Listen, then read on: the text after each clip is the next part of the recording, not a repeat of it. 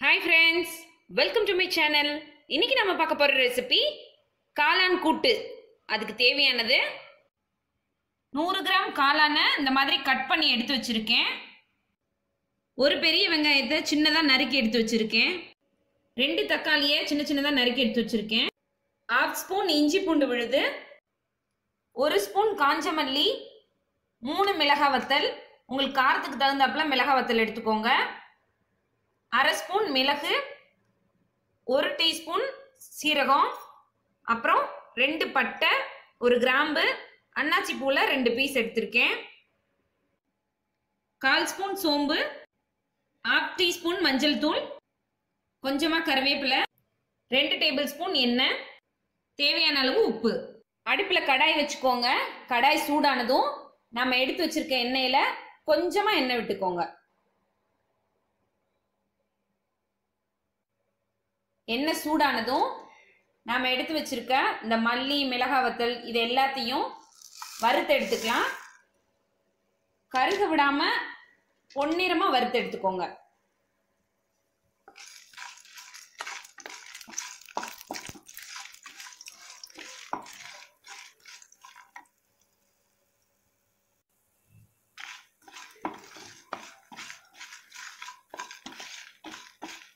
உங்களுக்கு எண்ணெய் விடாம ட்ரை ரோஸ்ட் பண்ணி எடுக்கணும்னாலும் அப்படியும் பண்ணி எடுத்துக்கலாம்.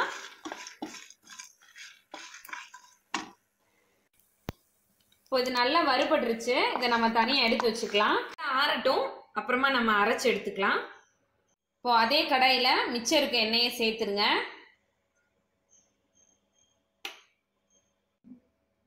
எண்ணெய் சூடானதும் சோம்பு சேர்த்துருங்க. அப்புறம் கறிவேப்பிலை சேர்த்துருங்க. நான் ஏன் சோம்பு இப்போ சேர்க்குறேன்னா, அந்த கூட்டோட இந்த சோம்பு அங்கங்கே காளானோட கடிப்படும் போது டேஸ்டியாக இருக்கும் அப்படின்றதுக்காக நான் இப்போ சேர்க்குறேன். ஒருவேளை உங்களுக்கு அப்படி சேர்த்தா பிடிக்காது அப்படின்னா, இப்போ நம்ம இதுக்கு முன்னாடி வறுத்தோம் இல்லையா, அந்த பொருள்லாம் சேர்க்கும்போது இந்த சோம்பையும் சேர்த்து வறுத்து அரைச்சிக்கோங்க. இப்போது நம்ம வெங்காயத்தை சேர்த்துடலாம்.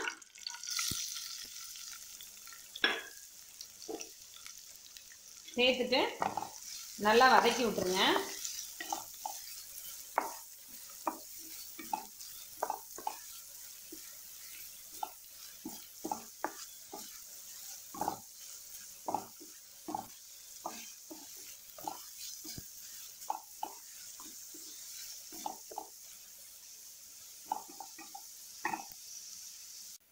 இப்போ வெங்காயம் லேசா வதங்கினதும் நம்ம எடுத்து வச்சிருக்க இஞ்சி பூண்டு விழுதை சேர்த்துடலாம்.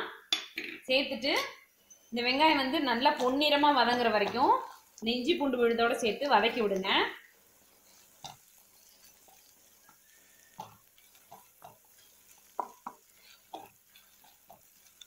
இப்போது வதங்கட்டும். நாம வறுத்து வச்சிருக்கத அரைச்சி எடுத்துக்கலாம். இப்போ இதை தண்ணி விட்டு நல்லா அரைச்சி எடுத்துக்கலாம். நான் அரைச்சி எடுத்துட்டு உங்களுக்கு காட்டுறேன். இந்த மாதிரி திக்கான பேஸ்டா அரைச்சி எடுத்துக்கோங்க. இப்போ வெங்காயம் நல்லா வதங்கிருச்சு. இப்போ நாம எடுத்து வச்சிருக்க மஞ்சள் தூள் சேர்த்துடலாம். அப்புறம் நம்ம அரைச்சி வச்சிருக்கத இதுல சேர்த்துடலாம். இதுல கொஞ்சமா தண்ணி விட்டு இதுல சேர்த்துக்கிறேன்.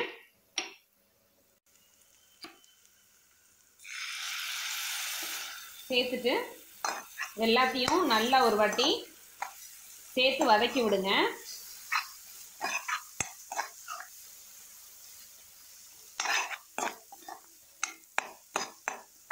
இந்த வறுத்து அரைக்கிறதே ஒரு தனி டேஸ்ட் தாங்க. இந்த வறுத்துட்டு அதை அரைக்கும் போதே அவ்வளோ வாசனையா இருக்கு.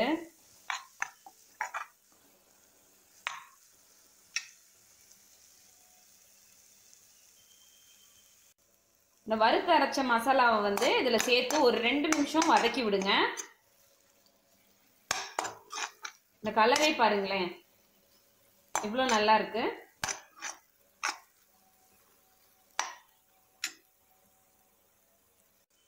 இப்போ நம்ம கட் பண்ணி எடுத்து வச்சிருக்க தக்காளி இதுல சேர்த்துடலாம். சேர்த்துட்டு தேவையான அளவு உப்பு சேர்த்துக்கோங்க. சேர்த்துட்டு இது எல்லாத்தையும் நல்லா வதக்கி விடுங்க. உப்பு சேர்த்ததுனால தக்காளி வந்து சீக்கிரமா வதங்கிடும். நான் ஏன் அந்த மசாலா அரைச்ச விழுதை வந்து வெங்காயத்தோட சேர்த்து வதக்கிட்டேன்னா, தக்காளிக்கு அப்புறம் அந்த அரைச்ச விழுதை வந்து சேர்த்து வதக்குனீங்கன்னா கொஞ்சம் லைட்டா பச்சை வாசனை இருக்க மாதிரியே இருக்கும். அதனால தான் நான் முன்னாடியே சேர்த்து வதக்கிட்டேன். இப்போ அந்த தக்காளியோட சேர்த்து நல்லா வதங்கட்டும். தக்காளி நல்லா மசிஞ்சு வரட்டும். தக்காளி நல்லா மசிஞ்சிருச்சு. இப்போ நம்ம கட் பண்ணி எடுத்து வச்சிருக்க காளானை இதில் சேர்த்துடலாம். சேர்த்துட்டு ஒரு 5 நிமிஷம் இதோட சேர்த்து நல்லா வதக்கி விடுங்க. இந்த கூட்டோட சேர்த்து அது நல்லா வதங்கணும்.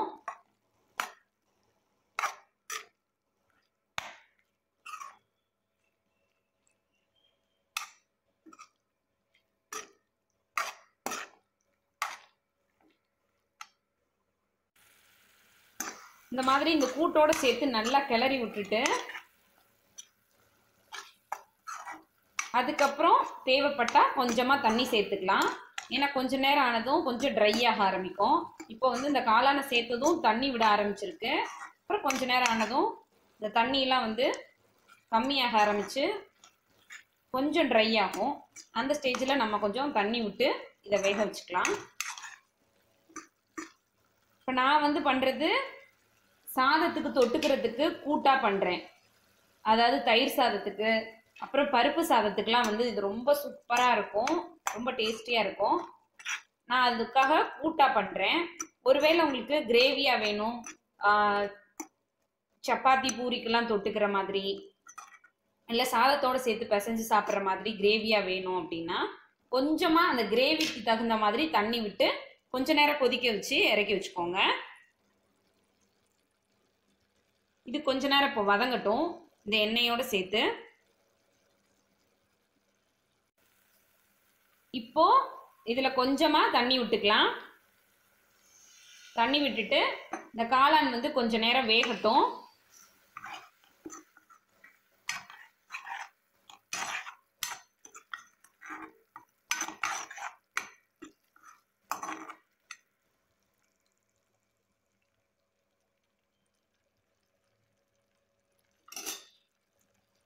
பாருங்க காளான் நல்லா வெந்து தண்ணியெல்லாம் கம்மியாகிடுச்சு, நல்லா கூட்டாயிடுச்சு.